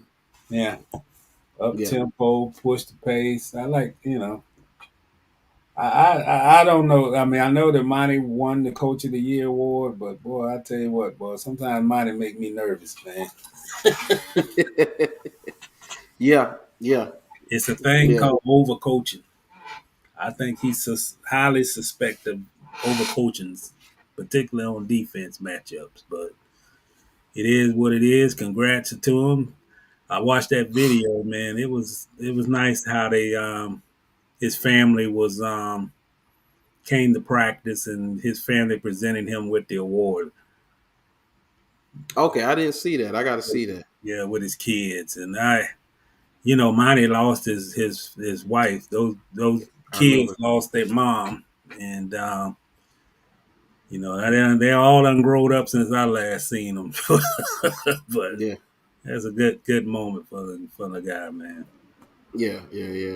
Definitely happy for him. Yeah, and Jason Kidd has seemed to have figured some stuff out, and Jason Kidd is a good coach. Yeah, yeah, I yeah. like when Milwaukee won their title, they did give him his credit. Yeah. Because without Jason Kidd and him putting the framework of that team together, just like Mark Jackson with Golden State, they Mhm. don't put that framework together. You don't have what you have with them. They don't win the title that they won. So yeah, But remember, Jason Kidd was on that Lakers staff that won the championship. yeah. He was in the bubble on that staff. I remember. Yeah, I remember because they wanted to force him on to Ty Lue, if I'm not mistaken. And Ty Lue might not have had an issue with it, but they wanted to shortchange him on the years. And so Frank Vogel agreed to the years that Ty Lue wouldn't agree to. That's yeah, Man, I think Frank needed to go on and retire. Man, it's over. yeah, Won him a yeah. championship. He was had some great teams, but Indiana struggled with the Magic. Time to sit out in the sunset and drink a drink with the umbrella, and you done served. Yeah. It's most likely a wrap. So. Yeah. But man, we're gonna wrap it up here. I appreciate everybody for tuning in. Make sure you check out all my social media down at the bottom. Like, share, and subscribe. Follow Mr. Reid on Twitter, Jacksonville.com, Florida Times Union. And we will be back with more sports stories. Football is getting ready the mini camps getting ready to get kicked back up, the rookie mini camps. So we're gonna have plenty to talk about. And the conference finals should be right around the corner. So waiting for that. But until next time, my people, appreciate y'all for tuning in. We are out of here. Peace Peace out, out. y'all.